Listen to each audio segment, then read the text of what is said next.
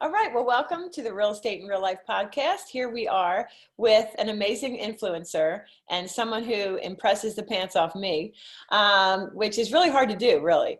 Sam DeBianchi, thank you so much for joining me. Thanks for having me. So Sam, this podcast and this video series is called Real Estate in Real Life. So what I'd like to do is start by first on your real life. So congratulations. You recently got married, and that's exciting. And for those of you who are watching us on video, can you just show us your little Rocky, because he's so cute? Do you still have? This is Rocky. She's a girl, but she has a boy name, and she comes to the office, right? Yeah. So she's tired during the day. She likes to sleep. She's not that interested in real estate. But, she's so cute. She goes everywhere. So cute. All right. So you graduated high school at the age of 20. I mean, graduated college at the age of 20. I was going to say that wouldn't be an accomplishment. Right? Yes. You graduated college at 20, MBA at 22. And how did that happen? Pretty much because I did not really like school, and I wanted to get it done. And after I got my bachelor's, I still was kind of trying to figure out what to do. And, I feel like that's a lot of people, a lot of my friends and people that I know. It's like, well, they go into law school or they do things that it's not necessarily their passion, but, they feel like they should continue on with education. So for me, I knew I wanted to do something within the business world. And I went and got my MBA while I was also managing nightclubs. So I was working while I was getting my MBA. Oh, that's awesome. That's very impressive. And so that was my next question for you, talking about real life before you got into real estate. So you had a successful career managing the Miami nightlife. And so what effect did that have, if any, on building your book of business when you decided to get over, make the switch to real estate? Yeah. So it's interesting because hospitality, managing nightclubs, a lot of people forget, is in the hospitality world and industry. And everyone was like, oh, it was a party and you didn't really have to do anything. And I worked 24/7 in that business. I mean, I learned so much from marketing and PR and dealing with people, how to resolve issues, how to think quickly, because the average lifespan of a nightclub is 2 years. And just, dealing with people, but dealing with people with all types of personalities, because obviously when someone is drinking, it's a very different personality than when someone is sober, many times, not all the time, but many times. So, and then the good old, when someone likes you and trusts you, they'll continue to work with you. So I was always, very hospitable. I took care of people. I made sure they were comfortable. They got what they needed. And so when I made that transition into real estate, it was, I wouldn't say easy, but at least I had a client base to reach out to and people to connect with and say, hey, you remember me from this world. Now I'm moving into the next world. That's amazing. And so was the clientele, the athletes and the level of echelon of people that you're dealing with in your real estate business? Yeah, it was a mix of people. It was everyone from, entrepreneurs to athletes, different celebrities, just anyone and everyone. It didn't really matter to me. It was more of just, I needed to let everyone know I was in real estate. And that's, anyone that joins my company, my team, that's the number one thing I tell them to do. It's like, okay, now it's just this whole, the next 6 months really is going to be just telling everyone you are in real estate. It's not going to take one time. It's not going to take 2 times. It's going to take 7, 8, 9, 10 times to just say, hey, I am in real estate. And then it's also not just that you're in real estate, but why you, especially, we're in Florida. So Florida is the number one state with the amount of people with a real estate license. So literally I could go walk outside of my office and probably meet, a number of people that have a real estate license. Obviously they're not full-time, but it's extremely competitive in so many ways. So it's really important that you not only tell people that you're in real estate, but also show value and explain to them why you. That's awesome. Well, I was watching your newest vlog, which I love, by the way. And I really liked what you talked about with respect to a good percentage of each commission check went toward investing. And so now you have a portfolio of Airbnbs. And I thought that the women listening would really benefit from that. Can you chat a bit about that?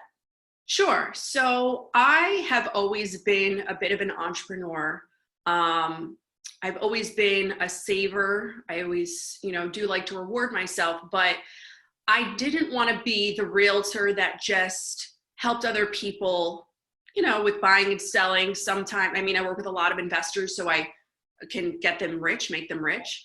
But for me, I really wanted to dive in and make sure that I build wealth within my own industry, within my own knowledge, because I know what I'm doing. So I actually was telling someone this story yesterday. My first place was a townhome, and I sold that about 2 years later, and I made $30,000. And then it's always that first place. And you're like, well, I need to just make that jump from renting to buying. Then I bought a house for $550,000. And I remember my parents came by before I bought it, and they were like, $550,000, this seems way too high.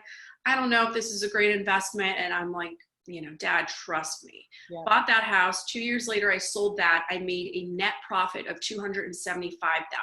Wow. And from there, that's when I kind of said, you know what, instead of going and, buying the fancy homes all the time, let me instead, have still beautiful homes, but smaller, more conservative. And I bought two, and then that kind of grew from there and from there and from there, because I was Airbnb-ing, and now we own 9 homes. So those 9 homes that you Airbnb, I like how you discuss the importance of the details. Yes. So that your people who rent from you have an amazing experience, leave you great reviews, and then you name each of them. So, So how did you come up with this? Because really, I think you are a branding genius. So I'd like you to just share, your thoughts on how you really came up with that. So we Airbnb 7 of them, and then 2 others. 2 others we have as annual rentals, and they're out of state. Mm-hmm. So really it comes down to, again, I brought the hospitality world into real estate, because, when you go out to a place, a hotel, whatever it is, it's hard to remember the address. Oh, this is 401, Northeast First Street. And I want to stay at 401 Northeast First Street again. Like that's, or if you're referring it to somebody else. But if you think, okay, we have Pineapple House, Conch House, Turtle House, Butterfly House, and we theme everything so that way it's just front and center in somebody's mind, and they remember that. They can also, it's a quick, name to tell somebody else, like, oh, you should stay at Turtle House. And if you Google Turtle House, it'll come up, Turtle House on Airbnb or something like that. So it makes it a lot easier, and that brand recognition and connection. I love that. So what do you think about the ideal places for an Airbnb? Obviously you're in beautiful sunny Florida while I'm sitting here shivering in 30-degree Virginia. Okay. So, what about what locations make the best Airbnb? So it really depends on the person and what you're trying to accomplish. So I'm in Fort Lauderdale, and I look at a few different things. Number one, for anywhere close to downtown is great, but there's downtown, there's the beach. We just opened the Hard Rock, which is great. We have the convention center. We have the port with cruise ships. So just because I like downtown and the beach doesn't mean that that's everyone else's focus. A lot of people have to go and come here for conventions or festivals or the Hard Rock. Yeah. So we like to stay within a 5-mile radius, not just because of the demand, but also because we want to be able to go there quickly. If we have one that's 20 miles away, well, maybe it's a great, moneymaker. If something goes wrong, we can't really get there as quickly as this 5-mile radius. So that is extremely, I would say the first and foremost you should really look at is that, just being convenient. And that's assuming, you don't have a property manager and you're managing them yourself. You want to make sure that you can get there quickly. Yeah. And I love that. So location, making it convenient for your first Airbnb. And I was thinking that even if you're not, lucky enough to be in the summer, beach area, I know that when I was an agent before I became a coach, I used to live in a college town. Mm-hmm. So to your point, there were a lot of, families coming in. And so rentals went really well in my town. So something like that, staying close to colleges or happenings, events. One of your videos, you actually were on a 90-degree day, sweating in your black outfit, and you were skimming the pool because you had guests coming in. And I have to tell you that what I wrote down here was that you, in your vlog, are showing how hard you work. Because to us, we saw you on, $1 Million Listing Miami, and you're very pretty, you're glamorous, showing these famous people, and that there you are skimming the pool. So I don't know if you want to speak to, that we have to work hard. Yeah, that's the real deal. I mean, $1 Million Listing, obviously it's the more glamorous side of real estate. But if you really want to make money in real estate, you need to invest and you need to get down and dirty. Yeah. And that's the truth. I mean, again, I've made so much money just on buying and selling my own properties or renting them. Yeah. And it's also good because it kind of builds a basis. If you have a bad year or the market's just a little wonky, for the most part, if you make the right investments, at least you have a base and you've got something coming in, and it makes you feel a lot more secure. And so when I showed on my vlog that, I'm skimming the pools and doing this and doing that, that's the reality of if you want to be a landlord, if you want to own properties. Yes, you could have a property manager, but sometimes they can't get to things. And so you need to just buckle down and do it. And that goes back to the first point of making sure that, at least in the beginning, you should have your assets and your investments close to you. So if something goes wrong, you can handle it. I think that's amazing. And that's the very reason that I named my podcast Real Estate and Real Life, because there's what people think real estate agents do, and then there's what they really do. Okay, so now I want to move on over to what you said, that selling real estate makes you money. I'm quoting you. Mm-hmm. And investing in real estate makes you rich. Yep. And I want to speak to this because my audience is women. And so as I coach women, and even if we do discovery calls, I would say 80 to 85% of women have this fear of saying they want to make money. They're almost like, I'm doing this, I want to be authentic, I don't want to be salesy. So can you just speak to that? Because I say, my stance is, look, if I didn't need money for retirement or to help my grandbabies or my kids or whatever, like, I'm working because I do love it, yes. But it's also, I'm okay making money at it. So can you just speak to that a little bit? So as far as, selling real estate makes you money and investing in real estate makes you rich, I mean, it's more of when you're selling real estate, it's just transactional. You're doing the deal and that's great. But then what are you doing with that money? Are you going and getting, new shoes and a handbag and an outfit? Are you going and traveling with it? All those things there's nothing wrong with that. But the way that I do things, obviously, yes, I try to, treat myself with the bag and trips and whatnot, but I also always look for opportunities to reinvest. And for me right now, yes, I have everything in my small little radius, but I'm also looking out of state now for certain opportunities. And I'm doing that because of longevity. We hear a lot of, talk about how technology could take over our industry, which I don't really think will happen, but bits and pieces could be taken from us and head in that way, in that direction. But, I like to know that I have something. I know that I'm very good at real estate. I know that I know what I'm doing. I'm knowledgeable. I know how to see a great opportunity and investment. And so if I'm working with clients and saying, hey, I can make you money or I can show you a great opportunity, I should be able to also do that myself. Yeah. It's great to make other people money, but it's really nice to make yourself money. Exactly. And one of the things that I wanted to share with our listeners is that you're an expert in real estate. You are an influencer. You give coveted advice on Fox Business a couple days ago, CNBC, Fox News, Forbes, AOL. You're an expert columnist with Zillow, Realtor.com.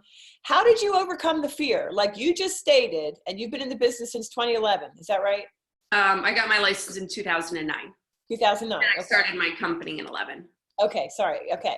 So 2009, we're at 2020, so 11 years. And there are other people who have been in this business for 11 years that don't have your confidence. So what advice do you give to overcome fear and go for it? You just have to ignore the haters and just, know if you really know your business and your industry, then you should have the confidence. There's going to be so many people, so many haters. Try being the first female on a franchise that's, for years only had men.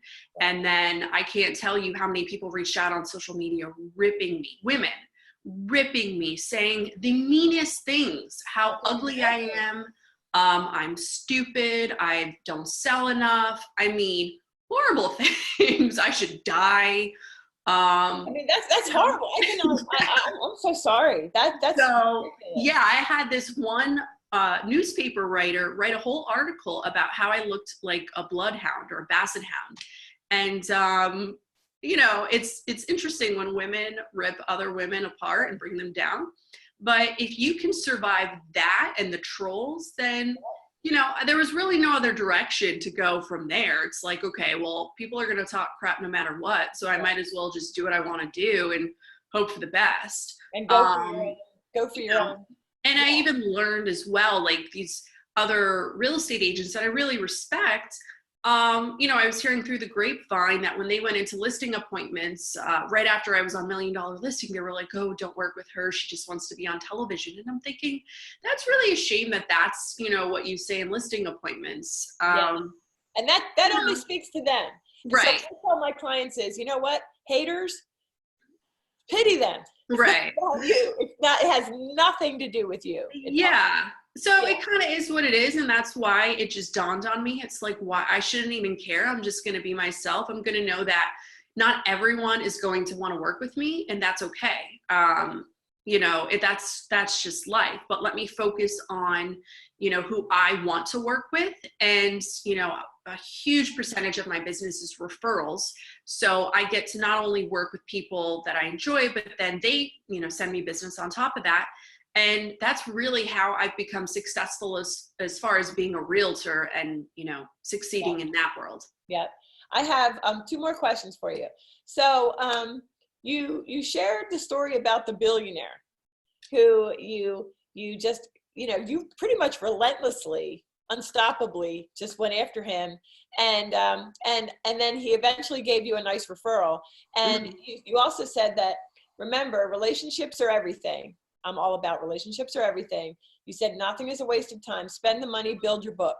So I would love you to just share that, because my audience is women, agents, and brokers. So they need to hear this from you, if you would, please. Sure. So it's funny because there were 2 different billionaires and 2 very different stories that came from that. One of them was not so great. And the other one, both actually have a very good ending because they both had lessons from that. But this was the billionaire that, he didn't work with me, but I was so persistent. He lived in New York, and I, just at least said, look, just have a lunch meeting with me. I'm going to fly up to New York any day. Give me a day, give me a time and a location, and I will be there. I just want to build a relationship with you. Let me introduce myself to you. Let me learn about you. And he was just impressed by the fact that I was just so damn persistent that he referred me someone from there. And I think, passion and persistence goes a long way, but you also have to really make sure you know your stuff and you're knowledgeable, and I think that gets really confusing for people, because I know whether it's in real estate or insurance or other businesses, people who are very they'll message me, they'll text me, they'll email me, call me, they'll send smoke signals, they'll do everything just to meet me, but in the manner that they feel entitled to meet me. And it's, there's a fine line between being kind of more too aggressive and then being professional. And it's always important to, again, realize that everyone's time is valuable. And so you need to be concise. And again, number 1, explain who you are, your value, what you want to accomplish in meeting them, and, be genuine. And I think that's really important. What not to do is, the text message, You need to meet with me. I'll get this from mortgage brokers. You need to meet with me. I need to work with your clients. I mean, these are real things. And imagine, it doesn't matter if it's a billionaire or just another person to, you know, work with or connect with or network with. Just be cool. Yeah. Be genuine. And I don't care how successful you are, or if you've done one deal or 1,000 deals. We're all the same people. We're all human. So just be real and respectful. I love that. I love that. So I think that the best advice that you're giving is to know your stuff. Yeah. And then once you know your stuff, get out there without fear and in spite of fear, really, because we all have fear, in spite of fear. So, and my last question to you is, how do you, because I know you have a successful team and I'm sure you have an amazing training program that you put them through, but to the other agents and brokers who are listening, how do they become an expert in your standpoint? No, I know that's a loaded question. I know it's a loaded question, but like for me, I always tell them, study your MLS like crazy. Yeah. And really know your stats. And then they're like, what stats? I'm like, days on market. How about sold price to list price? How about this year over last year? How about number of homes sold, average sales price? Brokers aren't teaching this stuff. Yeah. So for me, if I have a discovery call with an awesome woman agent and they can't afford me or they choose not to go forward with coaching, that's my advice. So what do you think? Well, similar to that, there's one thing to know stats, but there's another thing to really know your inventory. So a great example was yesterday I took out a buyer, and prior to that, she, gave me kind of the rundown of what she was looking for. And I said, look, I know a house. I went to an open house one day actually with my husband. It was a Sunday, and it was like, let's go to opens. And it's a great way, to just get out there, learn your inventory. And I knew that this house was perfect for what she was looking for. It was a little more than what she wanted to spend, but I brought it to her yesterday. She loves the house, so she'll be talking to her later today, and hopefully we'll make an offer. But I think and it's amazing to me. I don't know if it's a Florida thing or a realtor thing, but so many people just don't want to do the easy stuff, which is go to the broker's opens, go to open houses, just learning your inventory, get familiar with new projects, new developments, neighborhoods, know your surrounding area. It's just crazy how many people don't know those things and then say that they are in real estate. Mm-hmm. You've got to know your business, your industry, your craft, because you could go out, if you're going and trying to network and meet people, and you potentially meet someone who says, well, I'm thinking of selling my house and then I want to move into a building in downtown Fort Lauderdale. What buildings do you like in downtown Fort Lauderdale? And you can't name a few different buildings. You're not having that client. You've missed then the sale, you've missed the purchase, and you've missed the mark on your business. Right. So, oh, that's awesome.